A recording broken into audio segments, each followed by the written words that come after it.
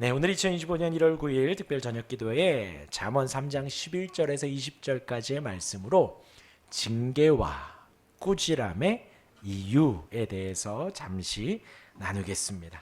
지난 화요일 저녁에는 젊은이들에게 주는 지혜에 대해서 말씀드리며 인자와 진리에 대해서 말씀을 드렸습니다. 그 중에서 어느 하나가 더 우위에 있고 어느 하나가 부족하면 안 된다 그랬습니다.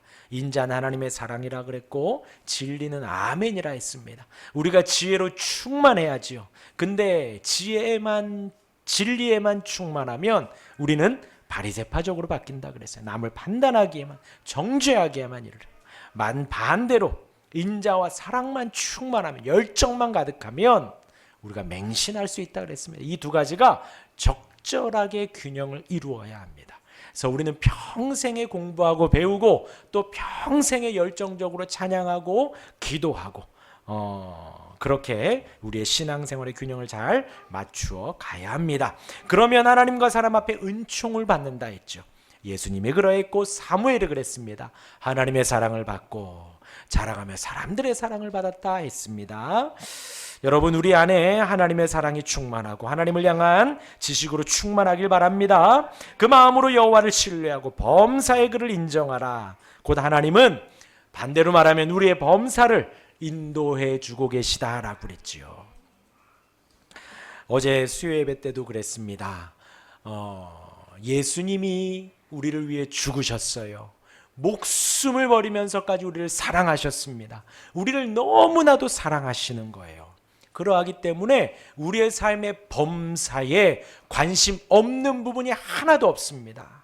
어떤 큰 일만 혹은 우리가 하는 교회 일만 하나님이 관심 있는 것이 아니라 우리의 삶의 사소한 부분 하나하나까지도, 혹 내가 실수를 했을지라도, 혹 나의 죄악으로 인한 것일지라도 하나님은 우리의 모든 일에 관심을 갖고 계십니다.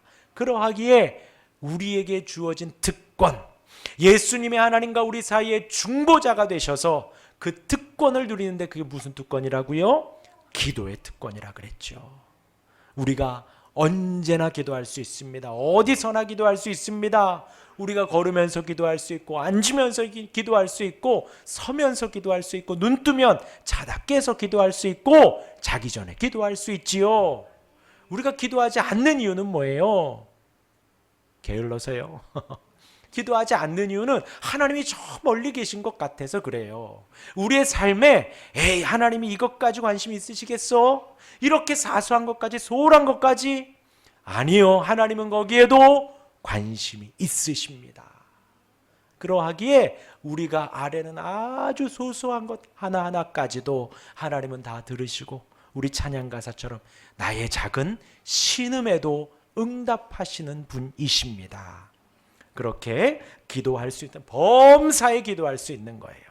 그렇게 기도한 우리가 되길 바랍니다. 그리고 내 제물로 여호와를 공경하라 했습니다. 항상 첫 예물을 드리는 것처럼, 우리가 두 렙돈을 하더라도 첫 예물을 드리는 것처럼, 나의 처음 것을 드리는 것 같이 그렇게 정성을 다해 드리라 말씀을 드렸지요. 그렇게 하나님의 것을 하나님께 드리면 그 나머지를 다 책임져 주신다 했습니다. 10절이 그렇죠. 내 창고가 가득히 차고 내 포도즙이 새 것으로 넘친다 했습니다.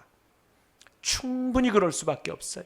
하나님 앞에 나의 것을 기쁨으로 드릴 때에 남겨주신 그 나머지 것으로도 우리는 충분히 살아갈 수 있다라는 것입니다. 오늘은 계속되는 교훈입니다. 11절부터 20절까지 한 절씩 좀 보도록 하죠. 우리 11절 다시 읽어볼까요? 시작. 내 아들아, 여호와의 징계를. 네, 이 시대에 너무나 필요한 것 같아요. 지금 이 시대에 여러분들에게 너무나 필요한 것 같아요. 징계와 꾸지람. 이 신목사의 말이 아니라 하나님의 말씀이에요. 하나님의 말씀. 징계는 책망하는 것입니다. 교훈하는 거예요. 단순히 책망이 아니라 교훈하려고 우리가 책망하는 거죠. 바로 잡으려고. 근데 이것을 경히 여긴다, 가볍게 여기는 거예요. 그냥 단순히 가벼이 여기는 게 아니라 싫어하는 거예요. 반대로 하는 거예요. 네 글자로 하면요, 반대로 하는 거, 오른쪽으로 가라 그러면 내 왼쪽으로 가고, 우와, 청개구리, 청개구리. 이빨 닦으라 그러면 책 본다 그러고, 책 보라 그러면 잔다 그러고, 자라 그러면 TV 본다 그러고. 어쩜 그렇게 럭비공처럼 사방으로 튀는지. 아직 선규는 그러지 않아 행복하시겠지만, 아직 나일이는 그러지 않아.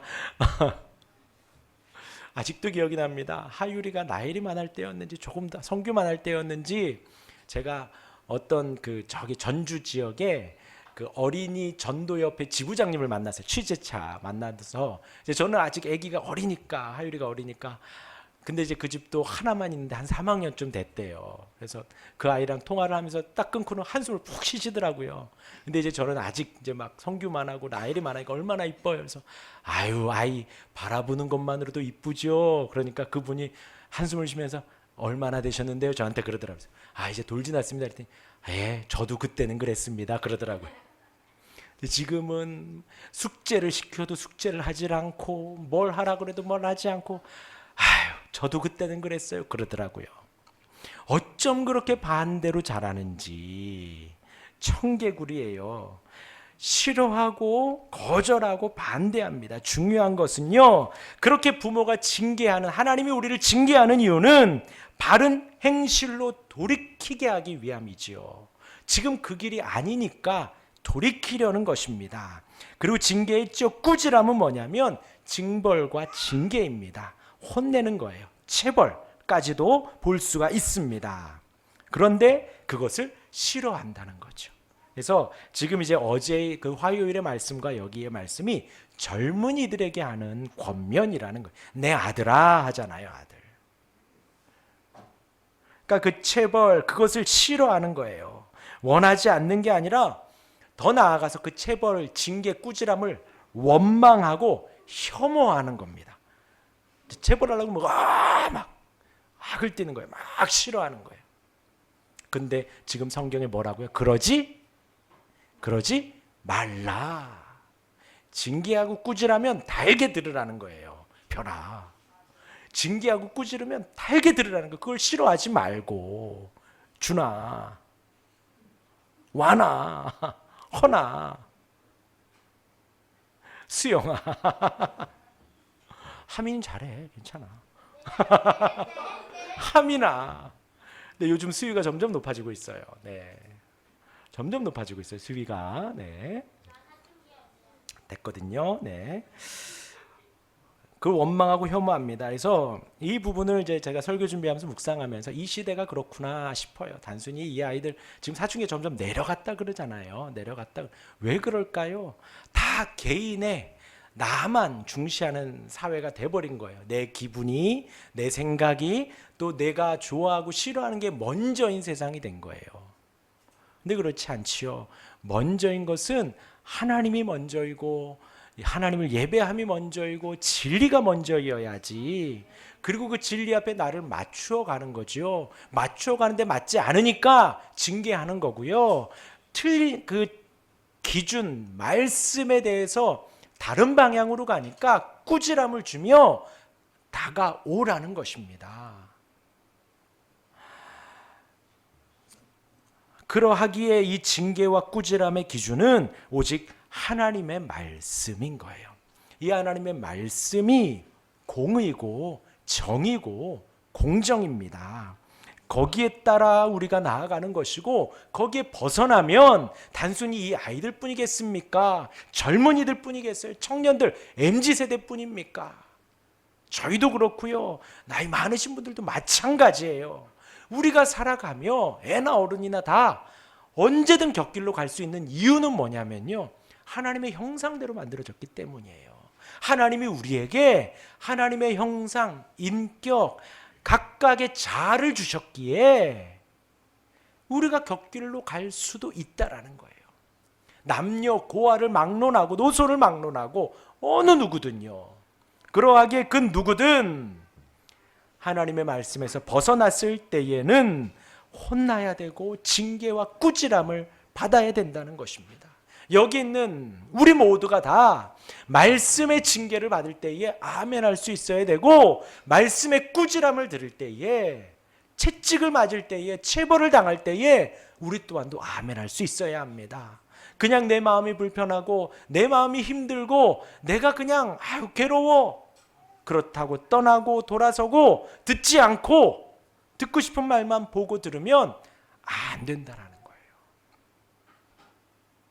우리에게 하시는 말씀입니다. 말씀을 보고 들으며 내 마음으로 혼내는 말씀을 들을 때에 경히 여기거나 거절하거나 싫어하지 말고 감내하시고 그 말씀 앞에 눈물을 흘리며 회개하고 돌이키며 하나님이 나를 하나님의 사람으로 만들어 가는구나 하며 한 걸음 한 걸음 나아오는 것입니다.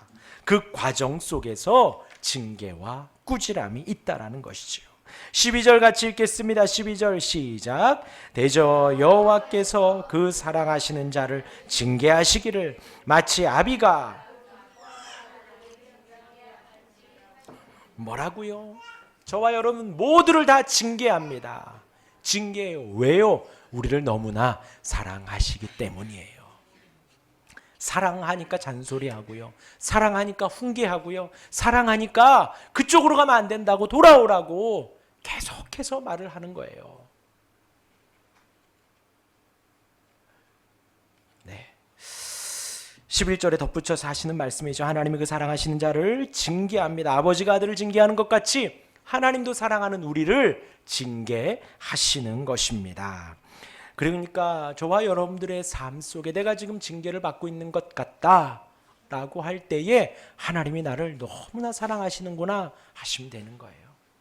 내 뜻대로 좀 가지 않고 내가 좀 혼나는 것 같고 내가 지금 좀 아프고 내가 지금 좀 혼란스럽고 힘들고 꾸지람을 듣는 것 같다. 하나님이 나를 너무나 사랑하시는구나 여기시면 되는 거예요. 그렇게 징계하여 돌이켜서 혼내서 돌아오게 하시려는 것이지요.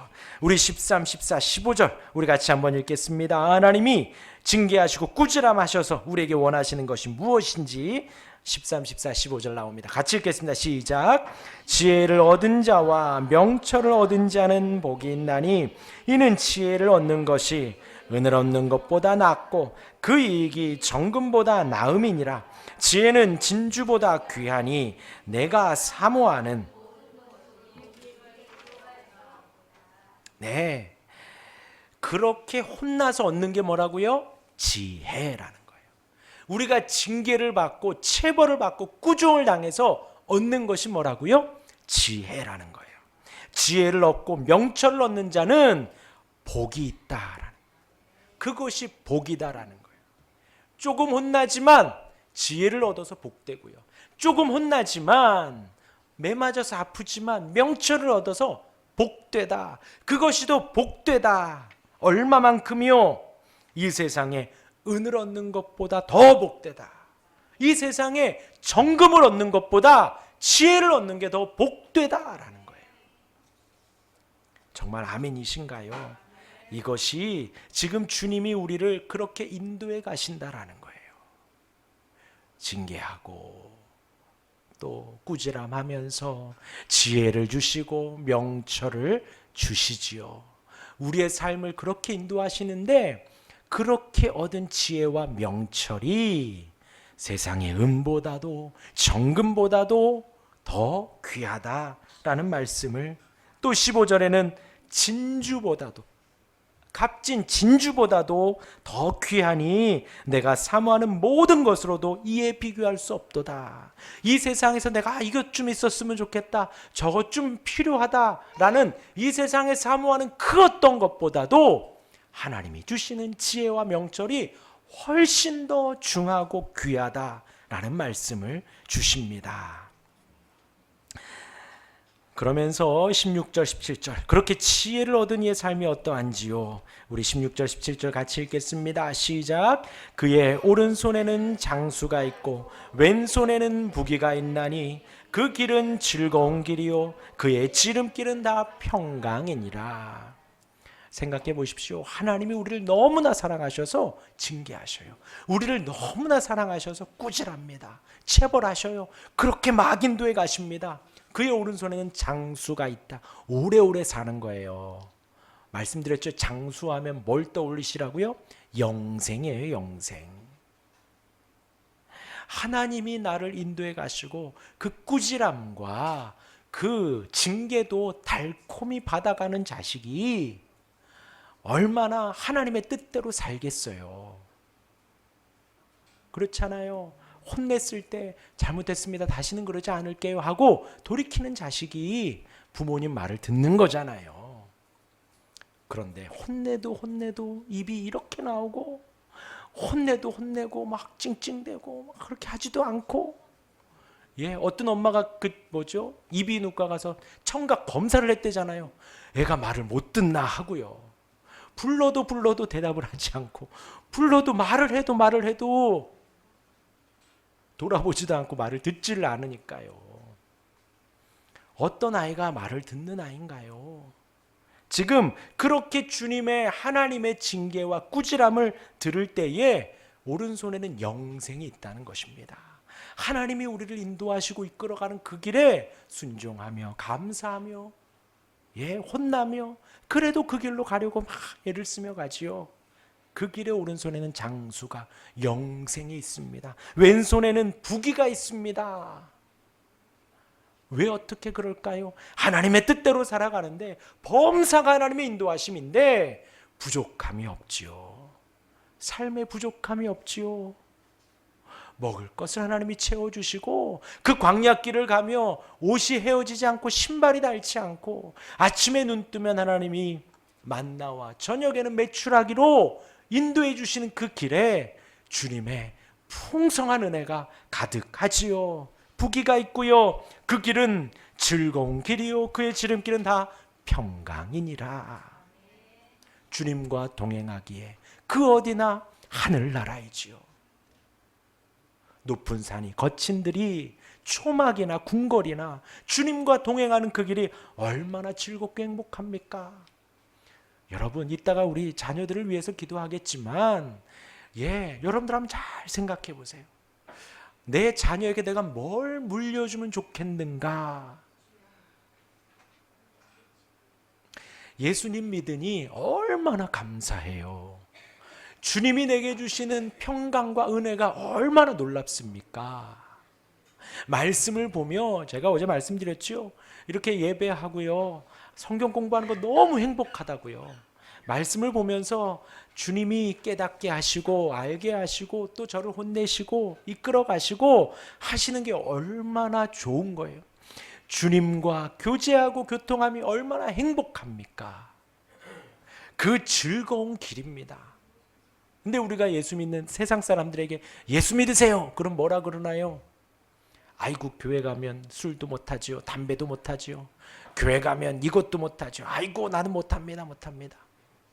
예수 믿는 길이 고행의 길, 또 다 끊어야 하는 금식의 길, 금단의 길이 아니지요. 주님과 함께 동거함이 얼마나 행복한 길인지요. 감사하고 기쁜 길인지요. 우리가 그 길을 걸음걸음 가는 거예요. 삼위의 하나님이 사랑하고 계시고 그 삼위일체로 계신 하나님이 그 사랑 안에 우리를 초대하신 것입니다. 성부 하나님과 더불어 교제하고 성자 하나님과 더불어 교제하며 성령 하나님이 하나 되게 하심을 우리가 같이 지켜가는 것이지요. 그 은혜 아래 즐거운 길이고 그 지름길은 다 평강입니다. 그리고 18절은 그 삶의 결국이지요. 함께 읽겠습니다. 18절 지혜는 시작. 지혜는 그 얻은 자에게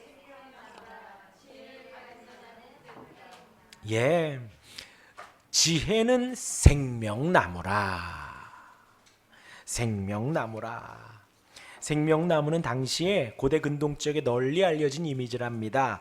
치유와 영생을 의미한대요. 생명나무는 우리를 치유해주고 영원히 살게 해준다. 장수와 같은 흐름이지요. 그 지혜를 얻은 자는 우리가 영생을 얻는다는 거예요. 그러니까 이 지혜가 예수 그리스도를 상징한다라는 것을 또 알려주지요. 예수님이 우리의 생명나무이잖아요. 그러기에 지혜 가진 자는 복되다.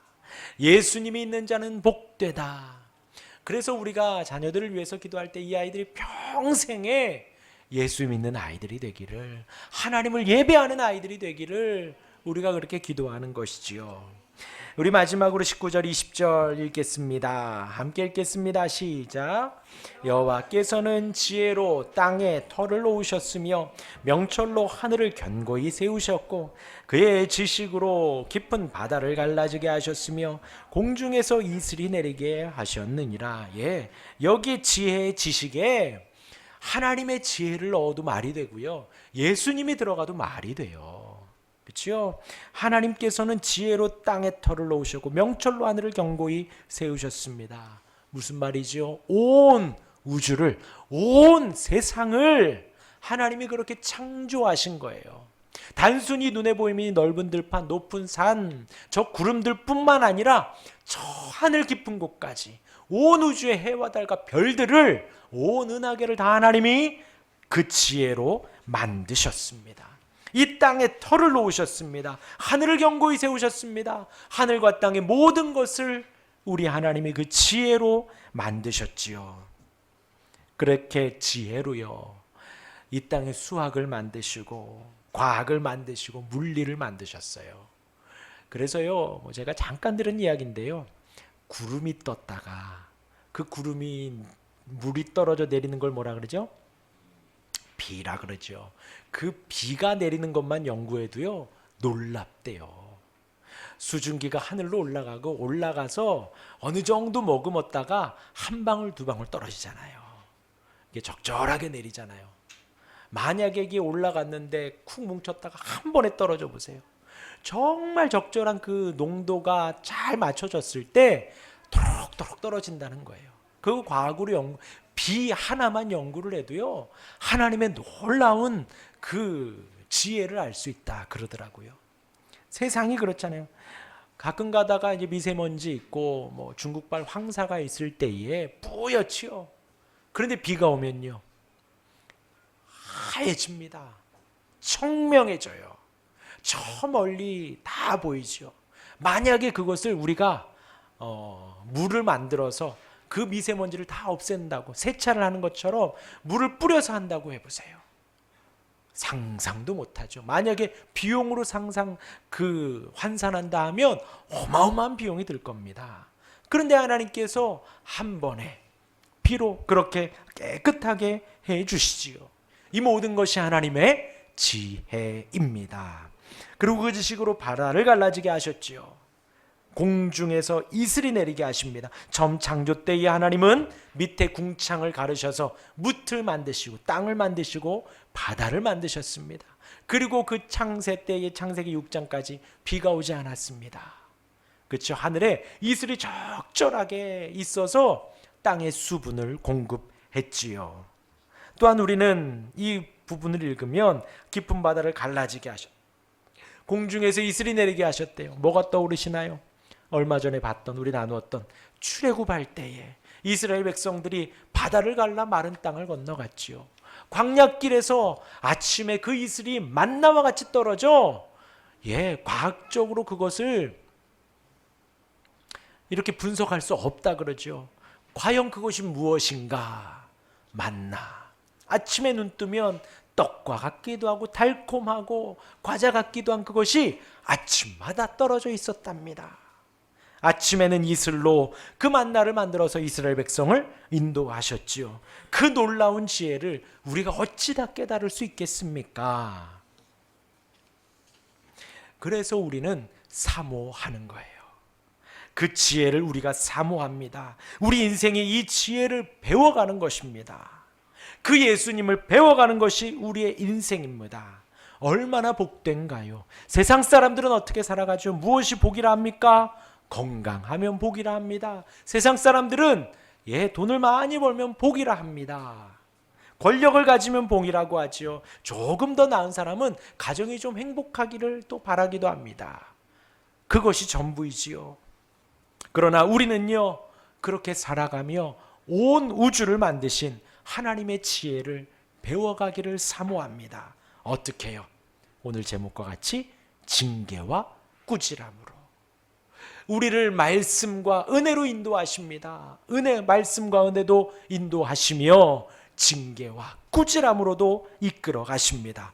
그렇게 하나님은 우리에게 하나님의 지혜를 하나하나 가르쳐 주시는 거예요.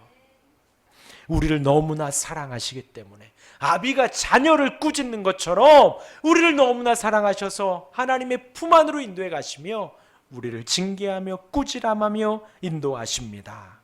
그 상황 속에서 우리 또한 하나님의 징계와 꾸지람, 그 안에 지혜를 배우고 예수님을 배우며 하나님의 사람으로, 하나님의 자녀로 날마다 서갈 수 있는 우리가 되기를 주님의 이름으로 축원합니다. 아멘.